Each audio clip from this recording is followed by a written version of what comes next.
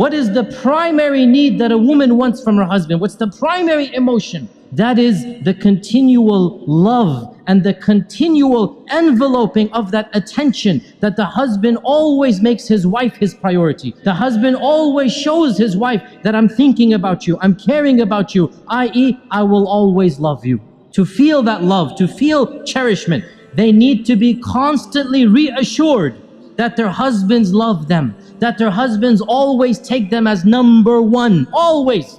If women could get away with it, they want to be put on the pedestal and the husband just looks at them all day and night, and that would be great for them, right? They want to be number one in their husbands' lives. So they want constant reassurance that the husband always loves them. Now, brothers, listen to this. Wives, do not take your love for granted. You take your wife's loves for granted. You don't need your wife to constantly reassure you that you love me, you love me. No, you take it for granted. The fact that she's still living with you shows you she loves you. It does not work the other way around. A woman is always double guessing. Does he still love me? Does he still think about me? Does he still care about me? Does he still put me number one? And therefore, a woman has to have constant reassurance. And not only this, but another issue that men need to be sensitive to and understand. Women are very conscious of their looks, and they're comparing their looks with other women all the time. We guys don't do that.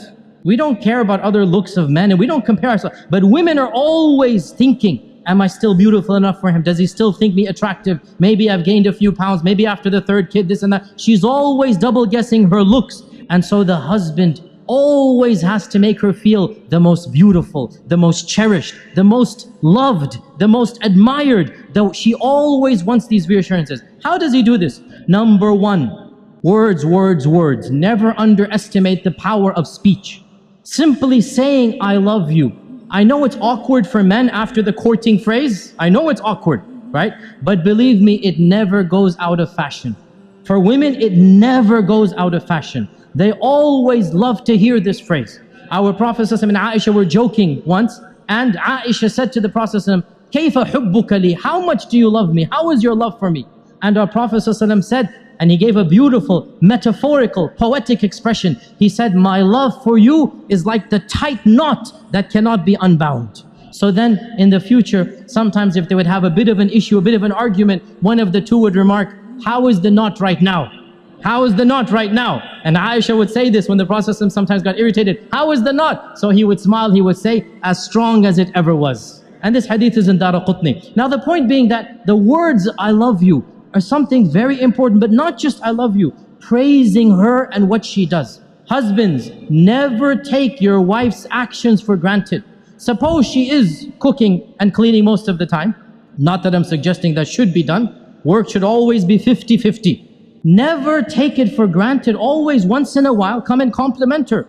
MashaAllah, that was great. You know, I really appreciate what you're doing for me. Those words, they go a long way. Your wife realizes, you know what, he's not taking me for granted. Very important.